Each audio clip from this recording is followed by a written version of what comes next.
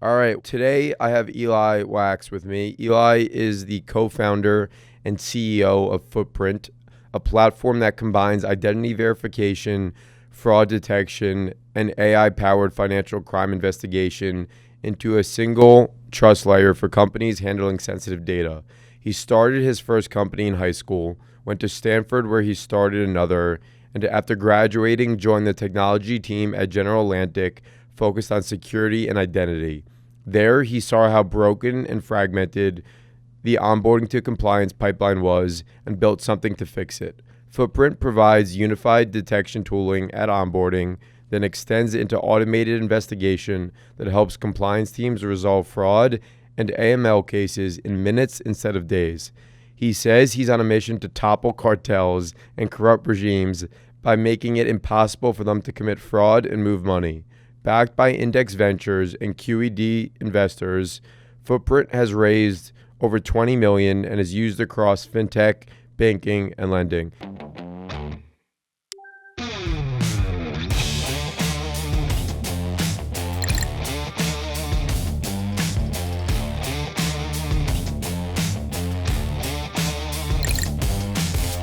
Eli, this podcast is coming at a great time because our company is actually in talks with your company right now to implement Footprint at scale. So I've had the pleasure of really diving under the hood over the past few weeks, and it's impressive what you're building. Outside of my introduction, you want to take a minute or two and explain Footprint in your own words? Yeah, and really appreciate it. It's kind words. Footprint, it's provocative when we talk about toppling cartels. I think the honest answer beneath that is 3 to 5% of global GDP is moved illicitly each year, which is a crazy number, $2 to $4 trillion. And I think we all underestimate the sophistication of fraudsters. And they leverage that where we sign off of our jobs and fraudsters have factories of often indentured labor that is 24/7 trying to perpetuate schemes. The idea behind Footprint was how do we actually bring together a combination of AI and then security to build essentially a map of the world identity and create that vault to then map each kind of transaction or person down to each other so that you can actually can't hide in the shadows and you can't keep creating fake identities. So your background was at General Atlantic working on security and identity. Was that the team you got placed, or were you pre-GA, not Gamblers Anonymous, General Atlantic, huge VC firm, one of the biggest and best? Was that an industry you were interested in, or were you just placed there trying to get into venture? No, so I wrote the first business plan for Footprint senior year of college, my dorm room, Feb 2, 2020. We then, technically Feb 3, depending on the timestamp of the Google Doc, because it was late at night. And we raised the seed around 2 years set date, Feb 3, 2022. I wanted to work on that team. Sure. And GA, well, they didn't know I wanted to start a company, but they knew I was passionate about the space. And in my mind, it was, I'll get to speak to the competition. I'm not sure if that was actually the big benefit I got from working there, but in my mind, that's what I thought would happen. I got really interested in that space probably in 2018, 2019. We'd love to back it up and then just how you got the idea in the first place, and then we can go back into General Atlantic. Where'd the idea come from? You were in college. What sparked the interest in IDV? I think there are two things. I think one is the answer that I should say, which I'll start with, which is I did genuinely get interested in GDPR, which was European privacy law. At first, I just thought it was interesting. I was kind of at Stanford, from what I hear, the only 4-year period where they hated tech. My freshman year convocation, they were talking about kind of their embarrassment from Evan Spiegel's leaked frat emails. And this was when the Cambridge Analytica scandal had happened. It was probably the lowest Facebook ever was in public opinion. And they just hated data. They hated all of this. I guess I am a contrarian in some elements, so I naturally just thought it was interesting of what could you do with data.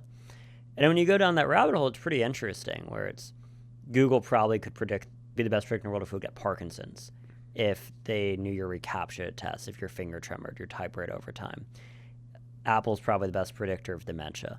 So at first it was just, I got really interested in the idea of what it looked like to own your data. And then I spent a lot of time thinking about what that would look like.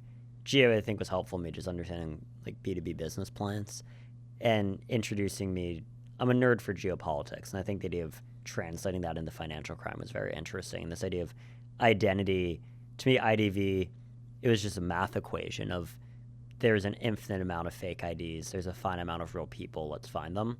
I think the other answer is I was a 20-year-old kid with a chip on my shoulder, and it was almost, what's the first viable idea that I think I can find to create a big company? I think anybody who's young and starting something who isn't saying that's probably lying to a degree. But I think it's those two together. How has what Footprint is today changed since the original business plan? I kind of break it maybe into three tranches. Like there was discovery of from college to GA. But I think from when we actually started it, the big change was AI, in that bad actors got access to AI. It used to be you had detection tools like Footprint, and humans would investigate anything we alerted. So if we said, this is Zach, we think that he could be on a sanctions list. Or this is Zach, we think his business may be fake. A human would investigate that.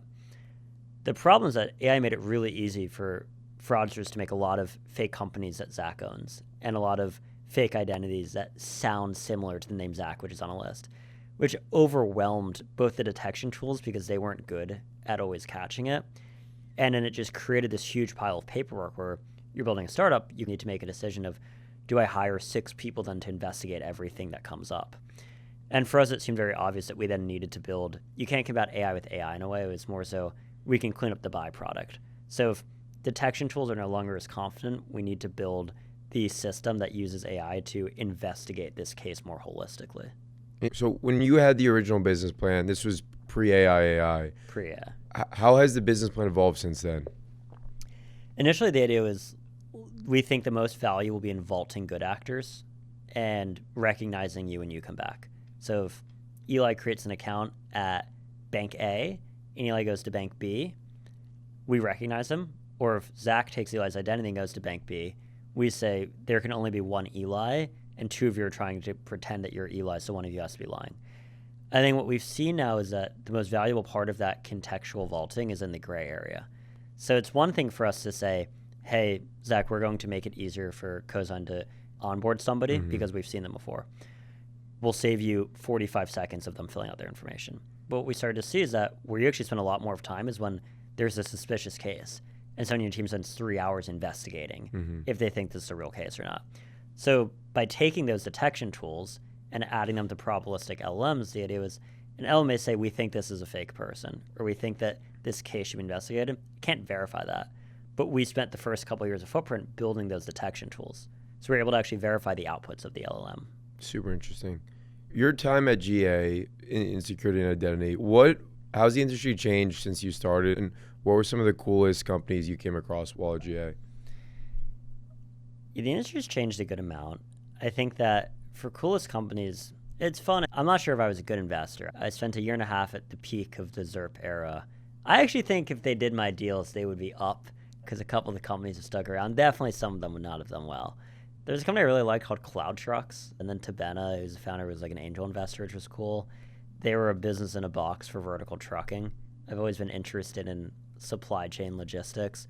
I'll give a fun story because we met on a teen tour.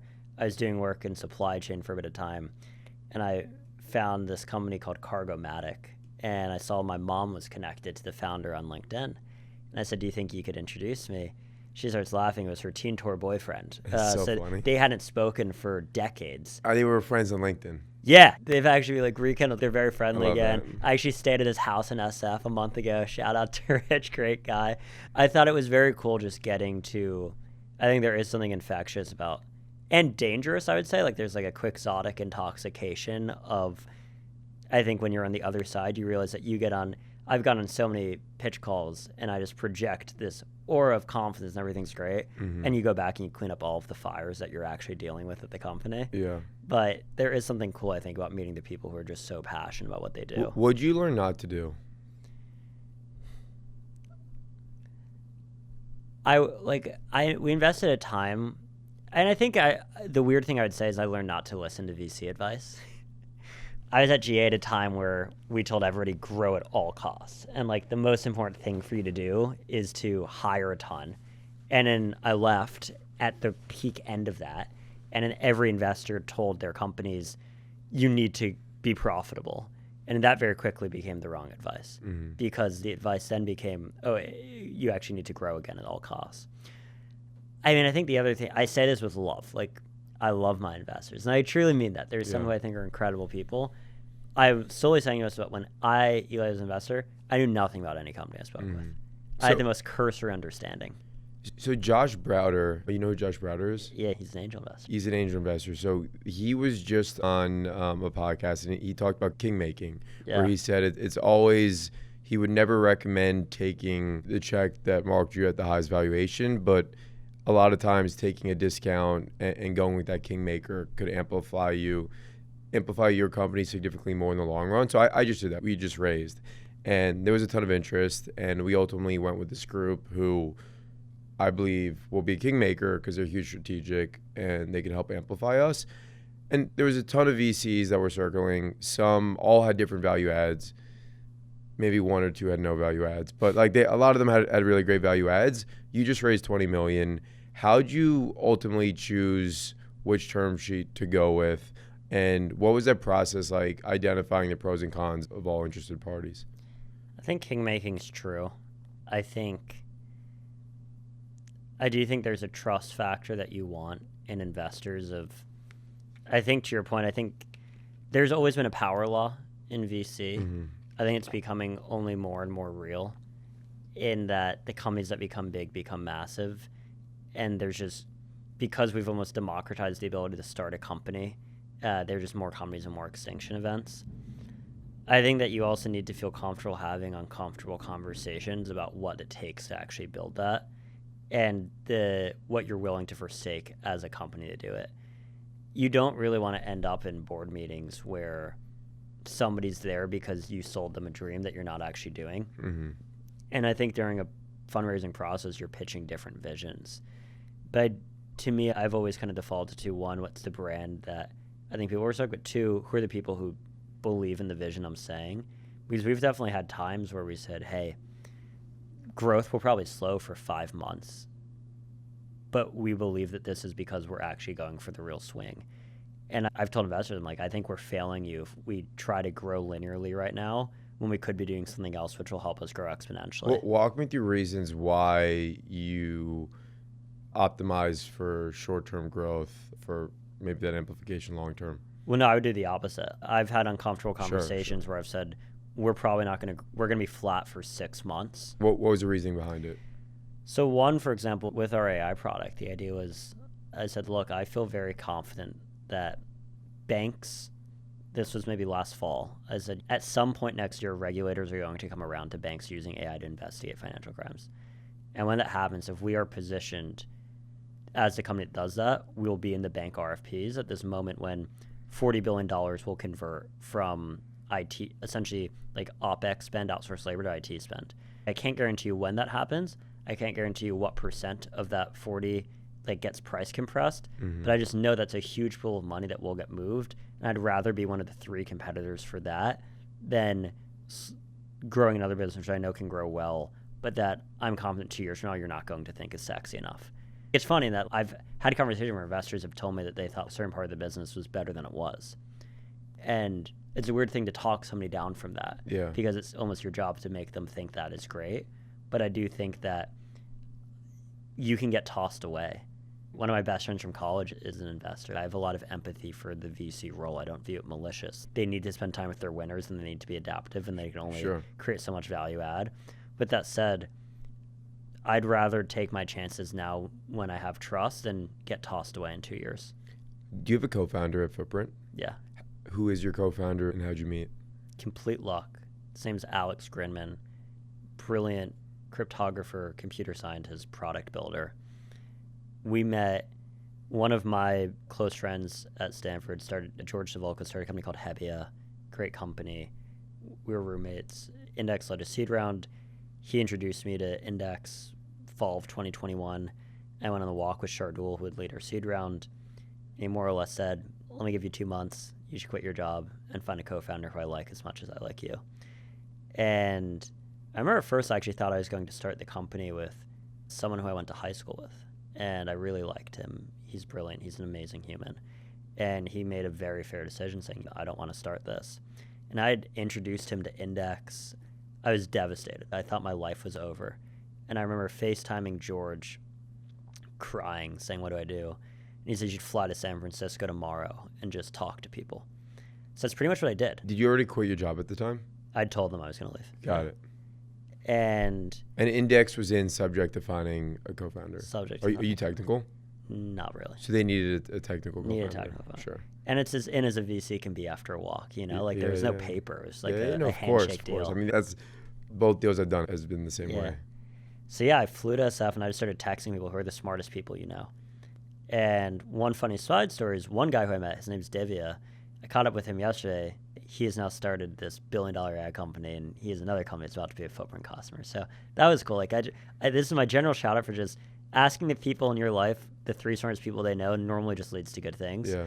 Then somebody at Index, Zabby, who's now at Andreessen, she introduced me to somebody named Adam Eagle, and Adam went to MIT with my co-founder. They graduated in 2015, and I met Adam, and he said, I'm not the person who started this company with you, but you need to meet my friend Alex. And I met Alex. I'd probably spoken to 20, 30 people at this point. Him and I get in the Zoom. I was in Miami visiting my grandpa. It's end of December. And within 10 minutes, I was very confident this was the guy I wanted to start the company with. And I say, where are you? And he says, I'm in Boston. I said, great, I'll be there tomorrow. And he says, cool, let's meet up. So I book a flight. And I think I come to New York because I had to get stuff and take the train up. And he was just so perfect of what we wanted to build was around security and authentication and this vision around identity. And we were so aligned. And I went up to Boston and we hung out for 3 hours and I asked him to start a company with me. I love that. So first time you met him, 3 days later, you were locked in as co-founders. Yeah. When did he put a notice to quit his job? The next day? I will not get into this conversation due to... So as you two... Pretty soon, his last company had gotten acquired. Sure. So he had an end vesting date. Got it. It was pretty close. For sure. Makes sense. You two co-founders, as you've built and scaled the team, what archetype do you look for? Because I'll tell you the story on my end so you have some context. Is you said it's important to have the difficult conversations with investors and team members. The way we build, and we actually just had somebody we really wanted. We've been scouting them speaking with them for about 6 weeks. And ultimately, she told us today that she just doesn't feel like she can give us, she feels like she will let us down because we basically say, hey, this is not going to be easy. We're building to this outcome. Yeah. And what that requires a ton of sacrifices, but also the upside and the outcome, everyone wins in that situation. And some people just aren't wired or willing for quality of life, for whatever reasons. At that point in time, they're just not prepared to give what it takes. What archetype do you look for as you build your team? And do you have any tough conversations with them prior to starting on what you're building for? I think for archetype, for technical roles or roles that I'm not really qualified for much. I'm a decent founder-led salesperson, but I'm not a good AE. While I very quickly will have, I think I decide in 5 minutes into conversations, I really don't even care about my vote on somebody. I think that we don't have the right to think that we are Sherlock Holmes finding the greatest talent. I think it's pretty much pattern matching and references. Mm-hmm. The way I think about hiring is you have a track record of excellence. Have you constantly done difficult things? And are there multiple people who you've worked for who say they're the best person that's worked for them? If that answer is yes, I'm just going to do everything it takes to hire you. I'll get on the flight. We'll figure out comp. I'll do whatever it takes to get in front of you. That's how I thought about most engineering roles at the beginning. Do you meet everybody before you hire them in person? Yeah, we try to. We at one point didn't, and we now do that. Is the culture between the engineering team and non-engineering the same? No. I think the weird thing about Footprint is we started remote, and then it was important for me to build sales in person. So sales has always been in person, engineering's remote. So it definitely, engineering, I think there's probably an 8-year gap of average age of engineer Footprint versus average age of person. We're probably 15-year gap on our end. Yeah. So it's funny, it's people just at completely different stages of life. Yeah. And sales team, it's very much, I like us being in the office late, and I think there's something to it. And I remember Alex, he was up, I think, 20 hours yesterday. They work very hard. You would never get an engineer to stay in the office during that period. It's not going to be productive. So we do have different cultures, I think. Yeah, we're the same exact way, and it's super interesting. So we do monthly game days with our team. So I would say, half our team is based in New York, the other half is remote, and on Fridays we'll work from home. And there's less engineers than there are non-engineers. But when we split up in teams of 4 to 5 for game day, we always everyone just tries to get the engineers in their team because they always crush it. What games do you do? It's so funny. We actually had There's a like game. a human in the loop. There's a human in the loop. There's 2 human in the loop from teambuilding.com that send a Zoom link. We all jump on, kind of split in different pods. It's a combination of puzzles, trivia, really fun games. Like last month was Jack Sparrow themed. Sponsor of today's podcast. The sponsor of today's pod. They actually have, I recommend them. Yeah, I'll check them out. You should check them out. I just put someone in the office in charge of an events budget. Yeah. And I'm like, we should do a monthly event.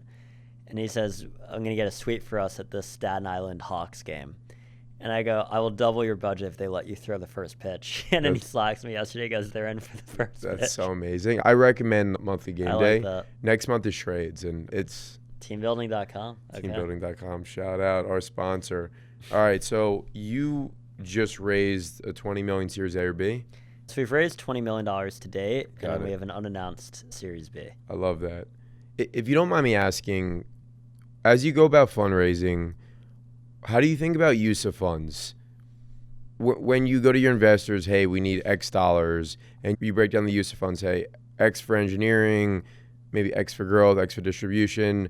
I'm always curious how founders think about their fundraising and think about that allocation, because there's always a finite amount of capital that could be raised. And like, how do you allocate towards what, and what ROI do you think you're going to get for what? So as you thought about it for your most recent raise, what was that process like?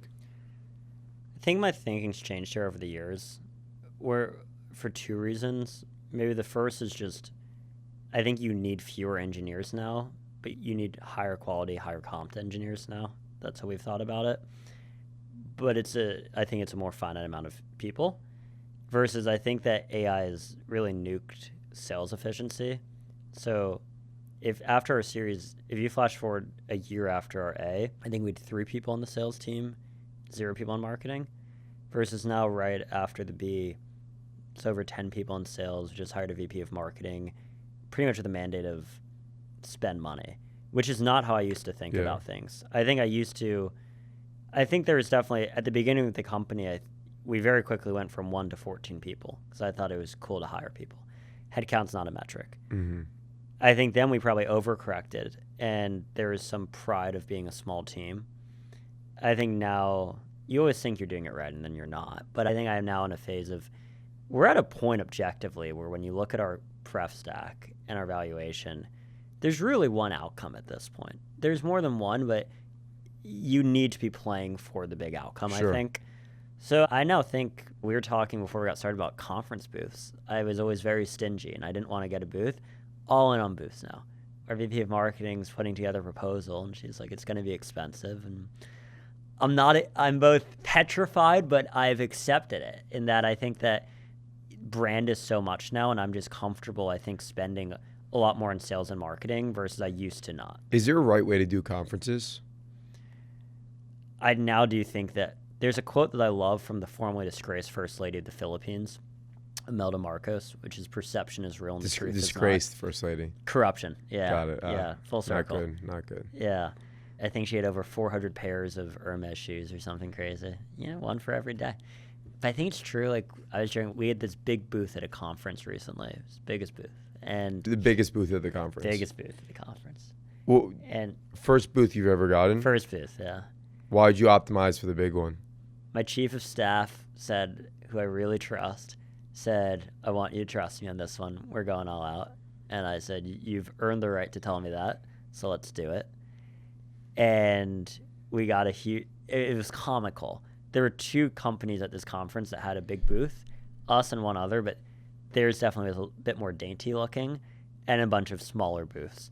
And I'm now booth shaming, which sounds rude, but we would have big banks introduce us to their colleagues and say, Footprint had the biggest booth, like we should take them seriously. Which is funny, it just meant we were willing to spend the most money.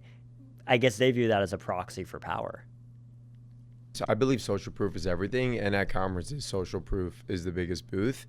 And most conference and expo halls are massive, and rarely, like, sure, you'll do a few laps around it, but after the first lap, you don't go to the back. That's where the shitty companies are, in the back. And I mean, having the biggest booth is super expensive. We historically haven't believed in booths, but we're thinking about how are we gonna just every year we just reevaluate what should we do to amplify growth. And you gave me a great idea. Just get the biggest booth possible. The biggest. Well, I think one of my good friends, immigrants from college, his name is Maxime, started a company called Sonus, really cool company. And Max, the company just ever since college just kept being up and to the right.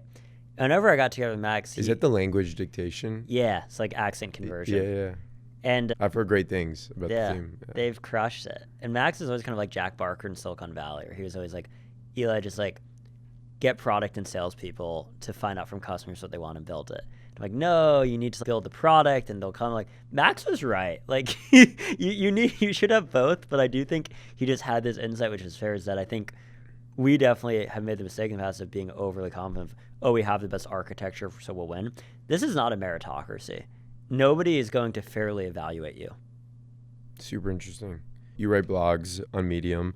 You wrote a piece called The Love of the Game about loving the game itself and not the outcome. What does that mean for you, how you operate day to day? I used to write very philosophical investor updates that had nothing to do with the company, about depression and the Jungian shadow self. And at some point, my investors said that was not an acceptable investor update. Some loved it, some hated it. I think it's best to polarize in life. So yeah, I started this Substack about philosophy. You're rage baiting your investors. We're talking about depression on the update. I love that. I wrote one which was called Feelings, and I'm numb as a human, and all of them were like, Eli, this is so good. And in hindsight, that is problematic. They should have reached out and offered mental health services. It's good. It's good prose. But yeah, I think I went through this journey with the company where at first I thought I needed to build a billion-dollar company. Like, I won't be happy in life until I've done this. And this is obviously silly, but it's really how I thought. It was very sad. I think that's the danger of starting to come in when you're young, is that I remember, I think the first time I was worried we actually could fail was arguably the most important thing to ever happen to me, because I had to look myself in the mirror and say, okay, if this company doesn't become big, are you actually going to view yourself as a failure? Because that would be a pretty shitty way to live life. And I think then I went through a healthier phase where it was, okay, I like myself. I'm proud of myself. I don't need that. I think I got like overly conservative. But then after that, it's the companies, once you can't trick yourself into saying, I need this or I won't be happy. And I get into a lot of arguments with founders about this. You still do need something to latch onto. Because otherwise you're putting yourself through hell for nothing. Yeah. And I had a good friend give me this analogy that he said, if you're in your 20s and you're building a company, think about it like you're a professional athlete. And know there will be retirement one day. Not even talking about the company making it big, but at some point you will not be going through this level of stress. And you should just do it to look back on and being proud of yourself that you did the most in that moment. And it resonated with me in a way where I think that I can't give myself the reasons that I had as a kid when I started the company because I don't believe in them anymore.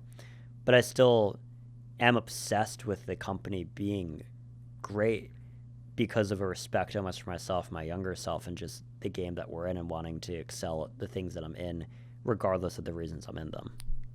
5 years from now, Footprint sells for $10 billion.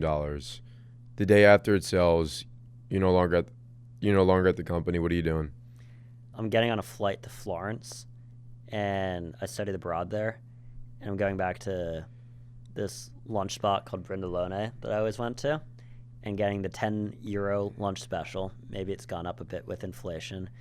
Having a glass of wine and going to this garden I like called Boboli and reading a book. And I know that at some point I'll get bored and I'll come back and probably start something else. I think that's the interesting thing is we have these dreams about I can't wait but what will make that moment special will be because I can look back at all of this and smile. I have like an annual tradition that I call Monk Weekend, where I just go to a city and I turn off my phone. And like it's the one weekend a year that I kind of let myself reflect and be proud. A solo trip? Yeah. You turn off your phone the entire weekend? It's in airplane mode. Like I'll listen to music and I will download Google Maps instructions. You do Shabbat? No. You see, I've done it a few times. It's kind of like a monk weekend, but like a monk day. And I always feel amazing, especially because we live on calls 24/7. I mean, as a founder, we're online 24/7 all the time. And something about that's super peaceful. You hear stories of founders going upstate New York on a cabin. Yep. A friend of mine just did a 10-day silent retreat. I don't think I can ever do that. I think it scares me. It's called a Mighty, but it's like an iPod for Spotify. And I try to bring it to the gym now because otherwise I'm just checking Slack in between sets and it's terrible. And now I truly will put my phone in the locker and I can't check it for 45 minutes an hour. It's nice. I got to check it out. It's called Mighty. Yeah. What are we also doing? The sponsor of today's podcast. I love that. Team building and Mighty. What are we doing right now with identity verification that people are going to look back on and say, why did we ever do it that way? Probably your social security number. Or actually, I think that WorldCoin, I don't think that your biometric can, you can't put your identity on a blockchain. I feel very strongly about that. Shout out Sam Altman. Yeah. That's going to be fun if they buy us one day. Yeah. But I think that it's tricky. My problem is that I get why conceptually people are like, this is great. We have a verifiable credential. But if you get phished, you can't get it back. I actually think you do need a definitive source of truth of identity. That's not something that's that pervasive, though. I think the flip side is SSNs just aren't a good marker of identity. Europe actually does this pretty well. India does this great. India has a actual government-maintained database that links to your identity. We don't really do that here. We have bureaus that are derivatives of the government, but nobody actually goes to the Social Security Administration to verify it. Your SSN's not unique. For Footprint, what does the roadmap look like? And 5 years from now, what is Footprint? Right now, we're very focused on building the architectural primitives to let any company build investigators into any type of identity-related incident. So we've started with what we do now, which is if we're verifying your identity and running a sanctions hit, we're investigating enhanced due diligence, we're investigating a transaction. But soon that we'll be able to do that to investigate an ATO, investigate a scam, investigate elder abuse. That's what we're doing over the next, call it 1 to 2 years. I think when we look back 5 years from now, we then complete this loop of detection and investigation. So that means from the moment you're onboarding and we're collecting your information to verify, to generating alert, investigating alert, reaching out to a customer to collect information, closing that, drafting a suspicious activity report of SAR and submitting it to the government. But we shouldn't even need to do that because we've seen you before. That's always been the goal. Because at some point, if you look at the way money laundering works, I am the cartel. I have $5 million of drug money in Miami. There's someone in China who wants to send $5 million to their cousin in the U.S. They can't do it. You can only send $50,000 a year if you live in China because they want the money to stay. So the cartel gives the Chinese broker $5 million of cash. Then China sends $10 million of dishwashers to the cartel in Mexico, and they charge them $5 million. So that's how they settle up. And the cartel launders the dishwashers. Pretty good business. The way you actually stop that at the end of the day is if you know that dishwasher company in Mexico and you know who owns it. And then if you realize that they are linked to the cartel, which you should at some point, when they try to open another dishwashing company, you trace it back to that first one. And that's really what we want to do. We want to build the vault that has all of that information. Super interesting. Eli, this has been great. Thank you for coming on. Appreciate it. Huge fan of what you're building. Thank you, brother. This was awesome.